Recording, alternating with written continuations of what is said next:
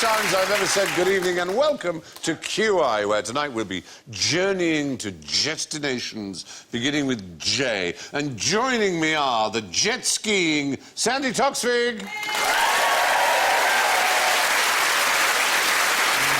jet setting Susan Calman, the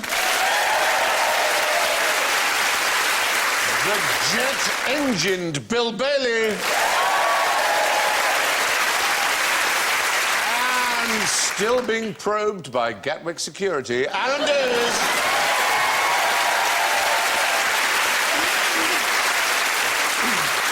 Now let's hear your buzzers. And Sandi goes. Susan goes. Bill goes. And Alan goes. Try that again. It's never going to work, is it? Did it? Yeah, absolutely. Well, let's have an easy one to start with. Strictly speaking, where does the phrase Chariots of Fire come from? It's a film. Where does it originate? It's something to do with this. Where does the phrase originate? It's a quotation. Yeah, it's a quotation. From what? Shakespeare. Must be Shakespeare. No. And... Oh, those Chariots of Well, Fire. Jerusalem, the hymn Jerusalem. You fell finally into our Finally! trap. Oh, sorry, it's the slightly first question. embarrassing how long it took you to get the wrong answer. Yes, I did start by saying strictly speaking. Strictly speaking, it comes from a poem by William Blake called... Chariots of Fire. No. I'm ashamed of you. You must know the first line of... I must, but I can't be asked to tell you. And did those feet in ancient times. Thank you. Fine that it got that. I know that. Yes. That's the name of the poem from which the line Chariots of Fire comes. The tune is called Jerusalem, and it's referred mistakenly as a hymn. Thank you for starting in my key. Come on, England's Come on! Bring, oh, clouds unfold. Yes, really what I'm after is, what does it mean? What? And whose feet? And did those feet in ancient times appear on England's mountains green? Whose feet? Jesus, surely. Right. Yeah. So what is the story of Jesus coming to England? Is there a film about it? Yes. Yeah. And then Not to my knowledge. Well, then I'm in trouble. Holy... As they say, this is what people say now when they don't know the answer. They say, I'm out of my comfort zone. You have been the equivalent of sitting on spikes for the last 10 years. I've yet to discover your comfort zone. OK, listen, there is a legend that Jesus came to England. Yes. And did those feet, i.e. those feet, his feet, in ancient times. Yes. And he was said to have gone to a particular place. Was it The audience knows... Ah, thank you. Glastonbury. Glastonbury. Yes. Glastonbury tour. And he went with his uncle. What was his uncle's name? Bob. Uncle Bob Fry. Bob is your Surely, they were more informal in those times, surely. Yeah. Bob Christ. His uncle's name was the same as his father's name. Joseph. Joseph, and he was named after a place. Is it like working with very slow children? Thank you. Say it again so the camera can get it clearly. Right. OK. This is a new thing we're doing. Hang on a second. I was composing my face. Joseph of Arimathea. No, I said it. I said it. Joseph of Arimathea. I'm going to throw cold water at you both in a minute. Joseph of Arimathea. Now. Right. Joseph of Arimathea. It was first ever Glastonbury festival, if you will. It was, that yes. Jesus supposedly came with his uncle, Joseph of Arimathea, who's mentioned in the Gospels. Right. Although, it has to be said, Arimathea is only mentioned once, and that is in relation to the place Joseph came from. No one knows where it is, where it was, where it could have been. Anyway. Could have been a falafel tent. Exactly. Jesus was effectively the first act then. He was the first on ever to appear at Glastonbury. Was he a juggler? Did he have bongos? Yeah. Was he doing the Diablo thing? So he's he wouldn't do the Diablo. No. He did holistic balancing. 3 rooms of banging scripture. All right, OK. So there was a myth Yes. that Jesus and Joseph of Arimathea came... Supposedly, Joseph of Arimathea was after tin. And he came with Jesus, and he went to Glastonbury Tor, and there's a tree. Isn't there, the Glastonbury tree? So both the Glastonbury Should Mary come? was planted. It was the... Sorry? Mary, the mother. I just wondered if Mum came as well. I don't think she did. Boys' weekend. We don't... Boys' weekend. Yeah. That's right. But I would give you 20 points each if you could mention the 2 other places that the myth says they went to. Glastonbury is one, but they were said to have gone to 2 other places. Wait, I know this. Torquay. Because there's a group called the Aetherius Society. Right. And they believe... They're your neighbours, They're my neighbours in Devon, and they believe that Christ appeared to them on the top of this hill. And the founder of the Aetherius Society said he was doing the washing up in his flat, and he heard a voice said, "You have been chosen as the planetary representative of Earth."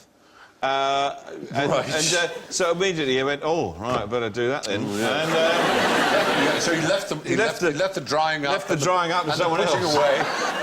Can I just ask how much Bill knows about washing up? Because you do it like you're typing. You did that for washing up. That's how you do it, isn't it? You just a little gentle caress of each thing, and then it's And done. that to get rid of the plates. He eats his dinner off old keyboards. That's my life. Anyway, the places where, in fact, Penzance was one, and the other was Falmouth. And I'm sure he had a lovely time. A pasty. Did he have a pasty? He would have had a pasty. Now, what can you tell me, as we were on the subject of Jerusalem, about the Jerusalem artichoke? Well, it isn't. It isn't what? From Jerusalem. It's not from Jerusalem, it's the right. That's absolutely correct. What else can you tell me? You said it's not from Jerusalem, isn't it? Not an artichoke, And is it? it's not an artichoke. Do you know why? It's just a lie. The whole thing's a lie. It's really annoying. Jerusalem artichoke. Not from Jerusalem, not an artichoke. You don't know where you are. The word Jerusalem is a corruption of what it actually is. We used to grow them in America. We used to grow, when I grew up in New York, we used to grow them, and they look like sunflowers. You know, oddly enough, you say America, it is the only endemic, original, natural vegetable from North America. Is that right? There is none other. Potatoes come from Central and Southern America, as do tomatoes and chilies. There are some wild rices that come from Canada and North America, but that is the only... Isn't that bizarre? That whole landmass. Because you think of squashes and all those other things, Yes, but but they're not. So if it looks like a sunflower and you say it's... Now, say sunflower in Italian. Jerusalem. Girasole. Gira, turn, To the as sun. in gyroscope, to the sun. Girasole. So, girasole. And girasole became Jerusalem. Oh, yes, it's the same thing. So we call it a sun because they turned to sun. And the Greek, I'd be very impressed if you know what's Greek for sun. If I knew what it was, you'd be more than impressed. Sun.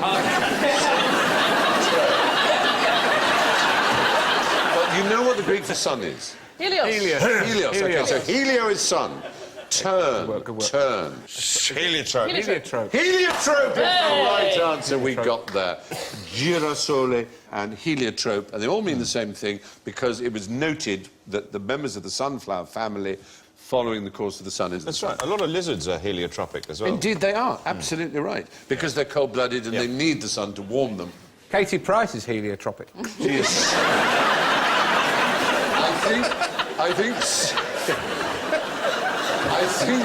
She is, yeah. I think Harrow Road's... I think Harrow Road sun parlour tropic is not quite the same. I met her once. We were on the same breakfast television programme, and I said, "What are you here to talk about?" She said, "I've just published my autobiography." And I said, "Oh, well done." She said, "Yes, I'm looking forward to reading it." But it's an odd thing about Jerusalem. For some reason, it seems to attract things that really just don't seem to be particularly connected. This Jerusalem cherry is not a cherry. It's actually a poisonous nightshade. Wow. The Jerusalem cricket is not a cricket. It's another kind of insect. Bowls. Yeah. Jerusalem sage is not a proper sage. None of them is from Jerusalem. So essentially you can put Jerusalem next to anything that isn't actually what it is and then it just becomes fact. Exactly. So, I'm wearing Jerusalem glasses. and I'm a Jerusalem model. Yes. Mountain also has that. We've got mountain lions. The mountain cow is, in fact, a... Katie Price. What a pity. It's actually a tapir, one of those long-nosed South American... the tapir. Anyway, we're ready to move on. So, why might my pockets smell of fish?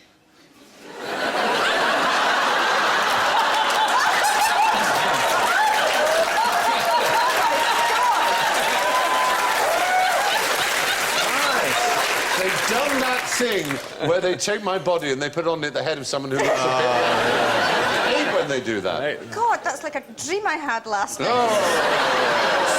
Stop it. It's not like a dream I've ever had.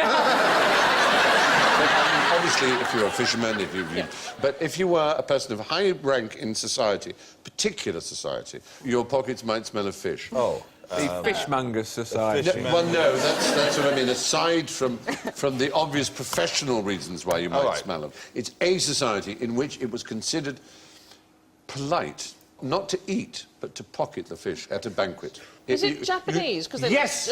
Fish, they love fish. Japanese, yeah. Exactly right. Medieval Japanese society, at weddings and banquets and other such things, it was right to drink the drink you were given, yes. but that you should take the fish, bring it up to your mouth, and then tuck it away into your pocket. I know it seems very odd.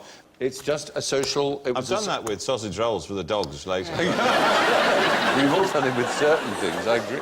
But it is an interesting thing, and they still have a tradition in Japan, when a baby is 100 days old, is to take food, sea bream and beans and soya and rice, and wave it in front of the baby's face, but not let the baby eat it. So there's people dangling fish in front of babies. This is... Right, OK, on what, on a fishing line? No. So from the food cupboard or the fridge, which in Japan would be filled with all kinds of different fish, as you can imagine. I see. Sashimi. Sashimi and sushi and all kinds of other such things. Right. Yeah, in fact, while on the subject of sashimi, what is the Weirdos. difference in sushi and sashimi? Sashimi is raw fish, and sushi is rice and Yes, it's seaweed rolled in and all rice. that kind of thing. And the particular thing about sashimi is not just that it's raw fish, but that it's sliced. sliced as an angle. It's cutting. Cutting. There's huge knife skills are incredibly important Yes. in Japanese cuisine. And this particularly used to be true in the medieval period. And in carp, for example, there were at least 47 different ways of cutting carp, which represented different aspects of human life or activity. For example, there was departing for battle carp. So soldiers would have carp carved in a certain way before they went to battle. Well, they weren't told they were going to battle. The carp was the giveaway. There was celebratory carp. There was taking a bride carp. Flower viewing carp. No. Oh. Warning carp. Look out, carp. Moon viewing carp. And so it was a very important part, obviously, of Japanese life, was the way they prepared fish. It's a wonderful art, obviously, and is a very popular cuisine now around the world. I have an amusing joke that I always say when I'm in a Japanese restaurant. Bring me a various selection of things to drink, waiter, and don't get all sake. Oh, yes. Hey! But what actually is sake? Sake. What is sake? Rice wine. Rice wine, you said, Alan. Yes, rice wine. Alan came in first with rice wine. It is not rice wine. It is, no. Is it from Jerusalem? The actual word sake simply means alcoholic drink, but the sake we think of as sake is in fact a kind of beer. The word they use for the drink we call sake is nihonshu, which means Japanese liquor. Nihon, as in Nippon. Nihon, Anyway, originally people would just chew rice and spit into a large container, and the enzymes from the spittle would cause the breakdown of starch into sugars, which would cause the fermentation, which would make the sake. So it is actually a strong beer, not a wine. A wine is a fruit-based drink, usually grape, obviously. What other kinds of particularly Japanese things can you do to food, make it Japanese? You can put it in tempura. Yeah. Tempura. Yes. Funny you should say that, because tempura was actually introduced to Japan. And I will give you 10 points if you can tell me which nation taught the Japanese to batter things, which is essentially Scottish. extemporaneous. Scottish. You'd think, wouldn't you? You would think. Surely there's a ginger-haired man somewhere in one of those medieval scrolls. You just would going, deep fry that. yeah. Magic, it really would. We got any eggs? Oddly enough, not. No, it was the Portuguese. The Portuguese. They also gave Vindaloo. The name Vindaloo is originally from a Portuguese origin, from Goa. Yep. And I thought that was a French... Vandaloo, toilet water. Goa, as you know. But there you go. Anyway, so lots of interesting things about Japanese food. Now, what do people in Java use for a quick pick-me-up? Now, Well, That's a happy-looking man there. Not going to say. go on. No. okay, come on, in for a penny. Go on. What was it? You are so canny. Coffee. Coffee does not pick you up. You may think it does. If you drink coffee regularly, you get withdrawal symptoms, and all coffee does is put you back on the same level that a non-coffee drinker is on. It doesn't speed your reflexes, doesn't help you concentrate, doesn't do anything. It can cause anxiety. Yeah. That's the worst of it. shocker. I It's a don't kind know of it. wired anxiety, but what it isn't is a pick-me-up or an energizer. Stimulus, in that It's way. not a stimulant in that sense. And in fact, what most scientists recommend is you either drink coffee regularly, in which case you satisfy your body's need and withdrawal symptoms, or you don't drink it at all. The problem most people who have They're not getting on, with are coffee is when they suddenly go on a bit of a coffee jag. They go to a country that does very good coffee, so they have a lot of ristretto or whatever in Italy, and then they come back to it and then don't have any, and then they have one again, and that's what screws you up. Anyway, yes, my dear. Cocaine. I think you probably know that in Indonesia, the price for drug trafficking or being found is quite is risky. essentially Oh, death. very, There is a strange habit of doing something which is supposed to pick you up, it's supposed to cure you. What happened was somebody tried to commit suicide because they had an illness. So they laid themselves down in a particular place in order to try and end their own lives. What, Railway like a... line. A railway line is the right answer. And they suddenly found that their illness went away. And this caused a rash of Javanese people lying on On the railway railway lines. lines. How irritating. Yes, like so. Very irritating. The joke is that the power comes from the overhead lines. There is no electricity in the rails I at all. don't know that. I've never seen anyone look more serious than the woman in the middle. Yeah. No, it's fine. So presumably the pick-me-up part depends how fast the train's going. Whenever I see women like that, I always want to have a moustache and twirl it. That's it. Like a proper melodramatic Yeah, villain. just with a cape. And just, to curl your moustache. And we know the music that goes with it, don't Yeah. we? There's that, yeah. You're- And That's the same as the washing up. This is... yes, it is, yes. Multitasking. There is no... I could be washing up, I also... Washing up whilst tying his wife to the And now railway. Tom Bailey on the very liquid. Oh, tricky one. Cheese grater, tricky one. Cheese graters, they're tricky. There they are. What? No. No, your fingers. Use No, a brush. I take them to the car wash, hold them out the windows. Let their brushes take the strain. Anyway, there's another thing they do in Java, which they do in other parts of the world. Dangerous sport involving trains. Do you know what that Chicken, playing chicken, running Not in front quite of playing Running on chicken. the roof. Running on the roof. Roof surfing, as it's known. There you can see. That's not so much running as having a picnic, really. There are so many of them. What they started to do was suspending, just at human head height, grapefruit-sized concrete balls, so that people would just bang, bang like that. So, in order to stop them, they would also... Start with a grapefruit. Then say, you know... No, they're tough in Java, believe me. They are tough. They are, but not that bright. I'm having a senior moment. The famous volcano near Java, the game... Krakatoa. Krakatoa. What's the name of the movie?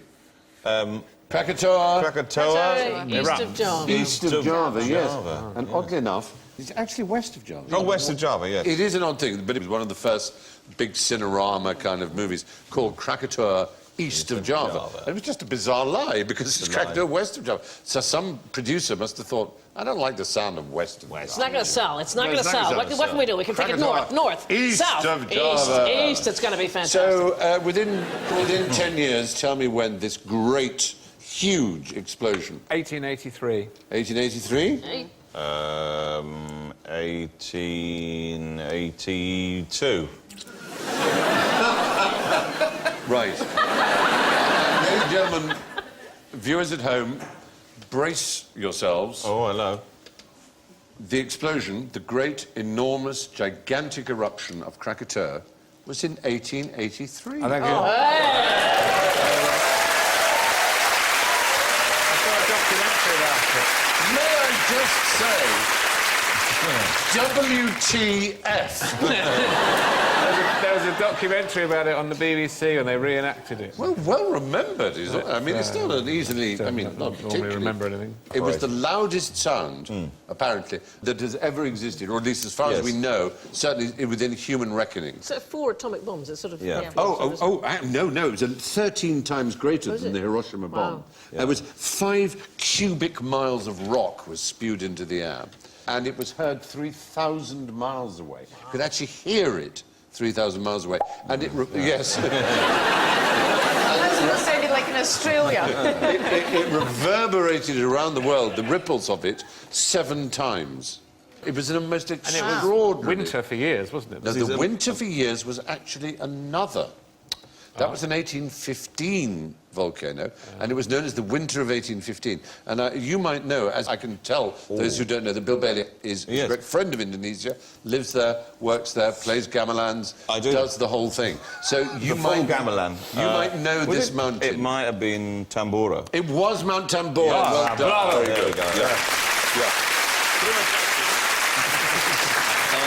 It was called the Year Without a Summer in 1815, and in fact, about 100,000 people died of disease and famine, whereas the explosion of Krakatoa killed 36,000 people because it was an eruption. And wasn't Krakatoa was like the first global event that sort of was the news of which spread around the world. We can see behind us Harper's Weekly. It was a media event for the first time. The island and volcano of Krakatoa, Strait of Sunda, submerged during the late eruption. Yes.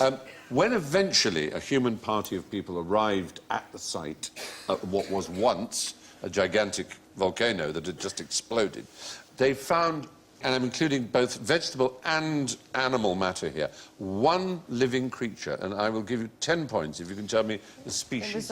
Was it a spider that they Yes! found? It was a spider.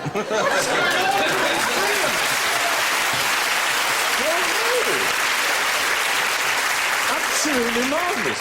Everyone is on cracking form here. You really are doing superbly well. Was the spider going... Oh, it's hot. It was indeed. It was using 2 legs at a time. Anyway. Like this. So it was doing the washing up. Yes, it was. It's the Jerusalem washing up spider. I don't know if you knew that. Anyway, moving on. So, what was the most hurtful thing Rambo's boyfriend did to him? Right. that him? I've seen this film. It's a bootleg. It's a very different film. Rambo's boyfriend. Well, I'm being very naughty. Of course, the picture is being very naughty. When I say Rambo, I really mean Rambo. Rambo. So when I say Rambo, who do I mean?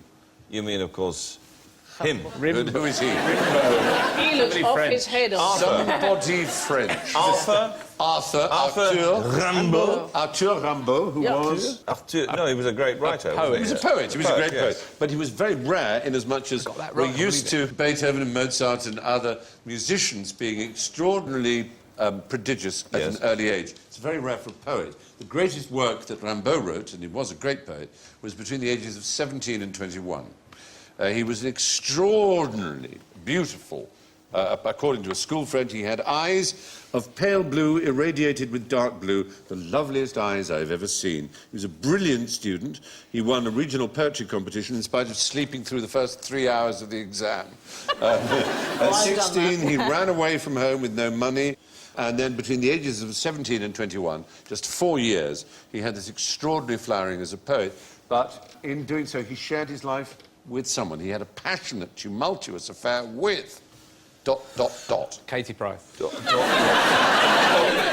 His dates were 1854 to 1891. So he died in 36, 37. And he was of a A homosexual child persuasion. prodigy, he was gay. Oh, well. I don't know anything about those And people. in fact, there is a plaque, a blue plaque to him in London, where he shared a shortish time with his lover, who was also a poet, a famous poet. Oh. Gérard de Nerval. No, one time. Gérard de Nerval was a fascinating man. He was. Very much enjoyed As the you way know. you said that. Je suis le veuf. L'un compte. And he also Le ténébreux. famously had a pet lobster, Gérard de Nerval. He did indeed. Who we used to take for walks on a lead. Vite, vite, monsieur! Monsieur Clicky! Stay with it, stay with it, stay with it. Allons-y! Stay with it, because it's good. Because Non! J'ai fatigué! Non! Allez-y! Mangez quelque chose. L'eau! S'il vous plaît, l'eau! Non. Non, pas de l'eau. Non, de l'artichoke de Jérusalem. Oh, bon.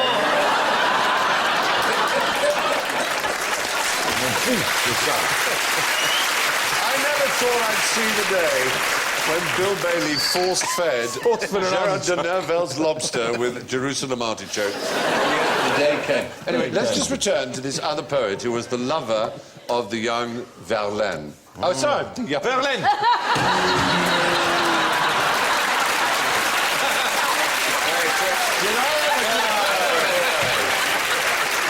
Now, there on the left is Verlaine, the one who looks slightly like John Malkovich. Oh. In the middle is the boy wonder... Rambo. Rambo, and on the right is... I can't remember his name. That's Robert De Niro. It isn't is Robert De Niro, yes, yeah. It is a bit, isn't it, on the right?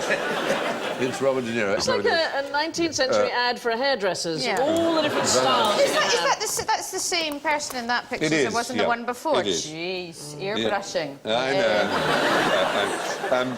But they went to live in Camden for a short while, and there is a blue plaque in Camden, that says, Arthur Rambo and Paul Verlaine, poets and lovers, lived here. It's the first blue plaque ever to celebrate a gay couple, which is rather sweet. Anyway, that's the story of these two. It so happens that Paul Verlaine wrote a poem of extraordinary international importance, whose opening lines are... And did those No, I'll tell you what they are. Les sangles longues des violons de l'automne blessent mon cœur de monotone longueur. I didn't realise you wanted it in French. No, it seriously is internationally important, that poem. How could that be that those first lines changed history?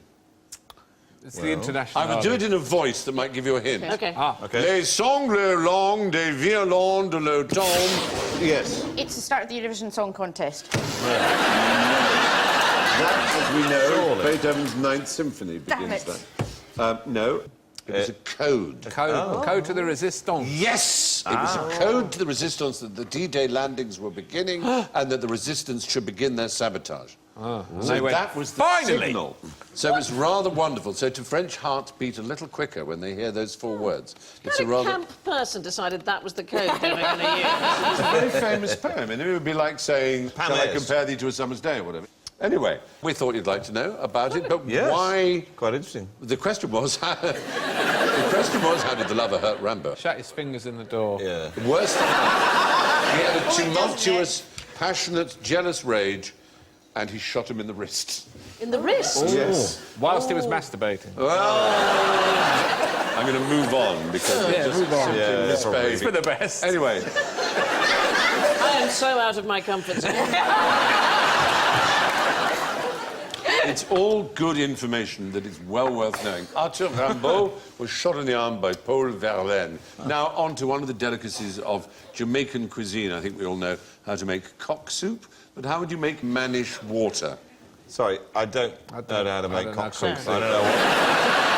Really? Cockaliki. Oh, right. Oh, OK. Leaky. Cockaliki. It's chicken soup. Oh, I see. Is that what it is? A cock is not It's chicken. a chicken, yeah, it's a chicken. What can you have been I don't know. I thought it was some terrible euphemism.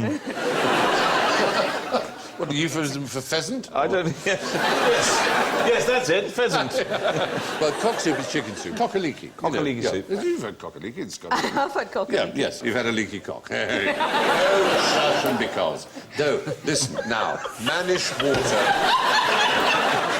Frankie Howard was in the room. No, wait. No, Don't. Stop. No, shush, no. Don't. No. Mrs. No. Big belly laughter of all the men with big bellies, and we'll have little titters from all... No. All right. Don't you remember that one? Oh. Stop it. Mannish water. Come on, we're in Jamaica. Mannish water. Is it Yeah. some kind of a soupage of some kind? Is it? Yes, It's a mannish. soupage. It's Water. Jamaican. Is the point. Jamaican soupage. Right, so what is Jamaican food? Is what you're looking for? So the most famous... Plantains. It's mannish, though. The point is that they want to be male, so Yes. they're going to eat male animals. Oh, OK, so it's a... And what food is common in... Rice and peas. Yes? Rice and peas, flying fish. Anything else? Goats the and goat. Goat. yes. Goats. Details of goats. That's it. So all the male parts of a goat, and a male goat is the important thing, makes mannish water. It's also called goat's head soup. Does the phrase goat's head soup mean anything to you? Yes, I'm not hungry, is what it means. It's an album, isn't it? Thank you. Goat's Head Soup by... What's his name? Not his name, their name. The greatest rock and roll band in the world, they call themselves. The Claimers. And you can walk another 100 miles away. No, I'm very fond of the Proclaimers, but the Rolling Stones. Rolling Stones. in 1973 produced an album called Goat's Head Soup. Yes. Because they recorded the album on Jamaica. And do you know why they recorded the album on Jamaica? They were mad for the soup. They went... Nope. Because it was about the only bloody country on earth where they weren't banned from. It was around the time of a lot of the drugs and all the rest of it. And so they were allowed in Jamaica, and they made an album called Goat's Head Soup, which is another word for mannish water. And its ingredients, should you wish to make it, are goat's head, feet and intestines served with bananas and spices. Supposed to be an aphrodisiac. It's supposed to man you up. That's the point. Hence mannish soup. There's also cow cod soup made of bull's penis, chili peppers and bananas, cooked in white rum, which sounds rather nice. That is nice. Yeah, I like the sound of that. I'll just knock up to Little in the morning. Yeah. Anyway, that's mannish water for you. But where are fathers often barely older than their sons? Barely... And when I say barely older, they can be only a day older than their son. In the insect world. It's got to be... No, I'm talking about humans. Humans? Yeah. Sounds impossible. Adoptions. Adoptions. And there is a country in which 98% of all adoptions are of adults, not of children. In which country? Japan. And it begins with J, and it is yes, Japan. Japan. And in Japan, it is very traditional to adopt an adult young man, aged between 25 and 30 is roughly the average. So if you've got to find one without parents, presumably, you've got to find one No, without children. oddly enough, you, as it were, adopt them from their own real parents. Because you're rich and successful. It's called stealing. The reason... It sort of is. It's the transfer system. It's a transfer. It is basically an open market transfer system. Yeah, it's like the Premier League. Yeah, and it is for the same reason. It's business. If your own son is a bit of a clod, and I'm afraid it is a male business, this, and you run a business, and you want it to stay a family business, what you tend to do is adopt a young man who is very bright, and you'll probably marry him to your daughter. There is a saying, you can't choose your son, but you can choose your son-in-law. You can adopt somebody, make them your son, and then marry them to your Yes, daughter? I know. Isn't there something... I know it's weird, that is the Japanese way. Wow. That would take off in Norfolk. So, for example, the current chairman of Suzuki, one of the largest corporations in Japan, is the fourth adopted son to have run the company. So he is a Suzuki. That's to say his father was someone who was adopted by someone who was adopted by someone who was adopted by a Suzuki. And they're not blood-related, but they've become the adopted child. But there you are. So only 2% of adoptees in Japan are infants. Right. Only 2. The rest, 98%, are males. All males? All males. So and they're there for that reason, to continue... The line. That's ongoing. It's ongoing to this day, yes, absolutely. Now, here are 2 towns behind me. They both begin with J. Why are they blue? Oh, now I know this. Yes. Well, I know, one of them. Go on then. I've got a Smurf collection. I've had it many years. When I was younger, I used to collect Smurfs. It was my hobby. I've got a Smurf village I created when I was younger. It's still there. Reminds me of the bad times and the good times. Right. Now, and if this is wrong, I'm going to look like a total twat. Yeah. When The thing is, you're going to look like a twat even if you're right. Yeah. Carry on. Because knowing this is so deeply sad. Yeah, carry on. So I love Smurfs and everything Yeah. about Smurfs and Smurfette and everything else. Yeah. When they did the premiere of the Smurf film, Yes. they painted a town somewhere, I think it was Spain, near Marbella or something like that, blue for the premiere of the film.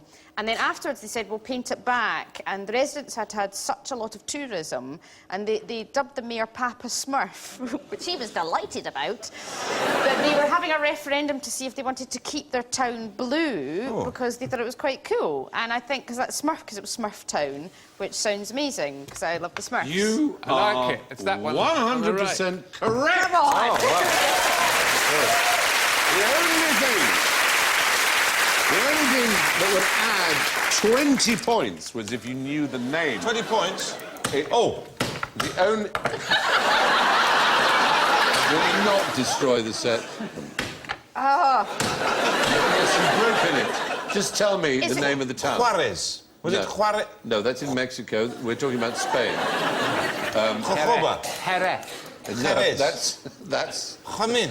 Juan. It begins with Ch.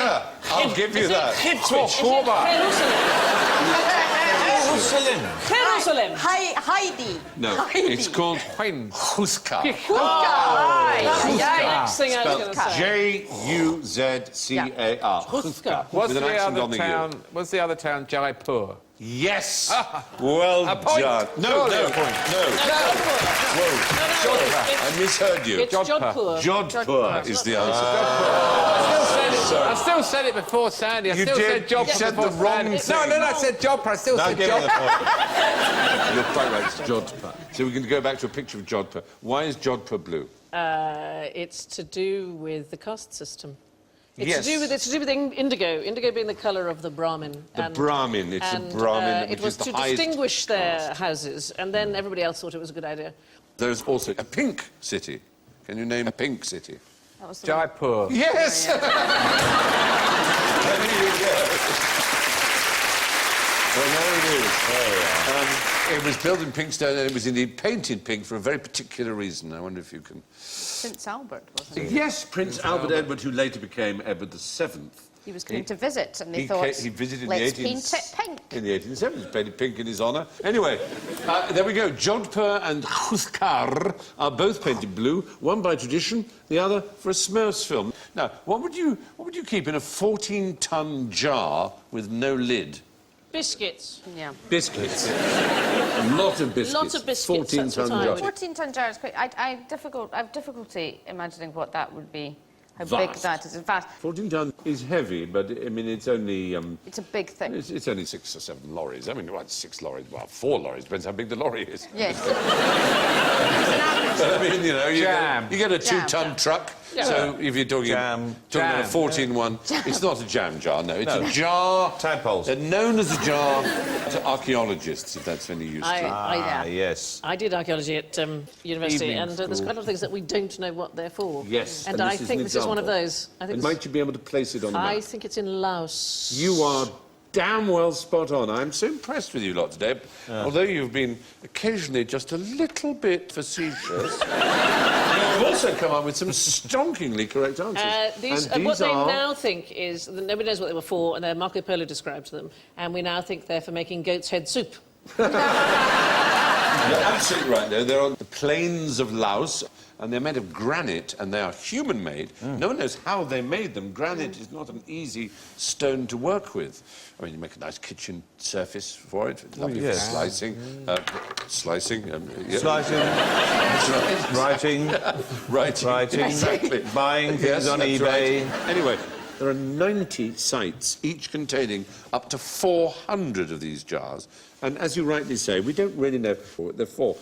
The assumption is Dead bodies were put in there, allowed to decompose, were then taken out and cremated, and it was something to do with the journey of the dead. Yeah, but you always have to allow for the soul of even very early people, and maybe it's one of those things where they thought, if I make a very big container, the gods will fill it for me with bounty. Do you know what I mean? We must always allow for the dream element. Exactly. Absolutely right. There is often a functional fallacy. There is always an assumption that things are done for a very specific practical reason, which isn't always true. The soul is a lot of... Well, it's like the cargo cults in Papua New Guinea who built whole runways.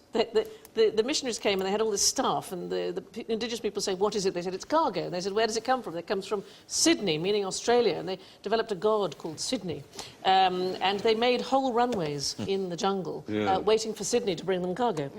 So you might find a runway and think, what landed here? The answer is nothing landed here, except your dashed dreams. Yeah, and that's so beautifully put. Perhaps that's the case with the I think jars that's at the moment. beautifully put. And the fact is, the most honest archaeologists will say they don't know, A, how they were made, or B, exactly what they were for. Your guess is as good as mine, and yours seems to me to be a very rational and realistic one. They also may be a corresponding set of stolen lids. Yeah.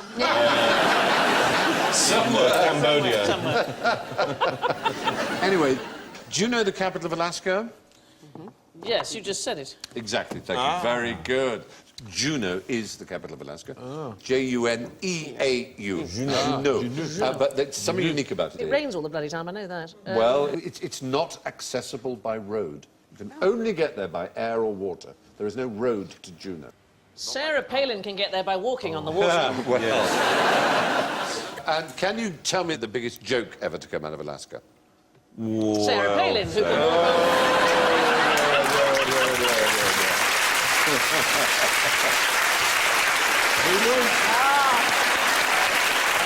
We're not forfeiting you that. It was so obvious. Oh, we weren't even going to forfeit it. If I had forfeited, I would have refudiated. We would have refudiated. Anyway, the point is, there is actually a famous practical joke, an April Fool's joke that came out of Alaska. It took a lot of preparation and it was rather extraordinary. We'll show you a photograph that might give you a hint. I mean, it's not really going to be easy, but what's in the background there? This is a volcano-based practical Yes. joke, and it's one that I read about it, and it very much impressed me because if you do a practical joke, which is, cling film over the toilet, something simple. Yeah. The person who did this practical joke... it's a good one. It doesn't work for women necessarily, because we tend to notice when we sit down that there's some... But for men, I tell you, it's a hoot. There was a volcano... and a gentleman, I can't remember his name, I apologise, decided to try and make it seem as if it was erupting, so took loads of tyres and set fire to it, and then everyone came out of their houses and went, the volcano's erupting! Because it was so good. Right. He waited 3 years till there was a clear April the 1st. He took kerosene and smoke bombs and tyres, and he dropped them down the crater and set fire to it. But in 50-foot letters...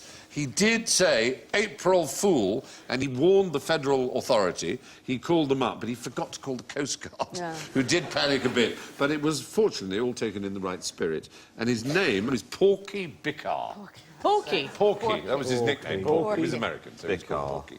Porky Bicar. And that is, aside from Sarah Palin, the greatest joke ever to come out of Alaska. It is a good one. I have to say, I am very impressed again with your knowledge. And as it happens, that's the end of tonight's questions. So let's see how our journey has panned out. Well, it's astonishing. Her first ever appearance on Plus 15, a clear winner, Susan Calman.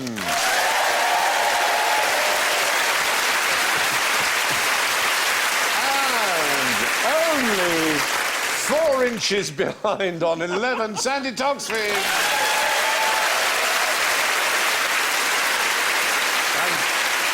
Impressively, the digitally endowed, still in the black, +4, Bill Bailey.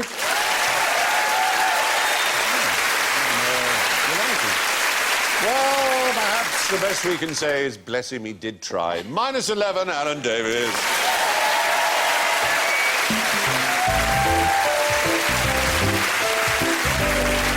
That's all from Sandi, Susan, Bill, Alan and me. Thank you, good night, and be wonderful to each other. Bye-bye.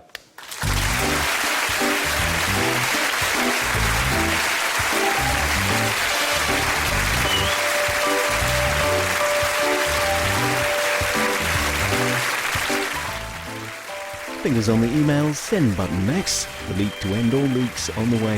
In the thick of it.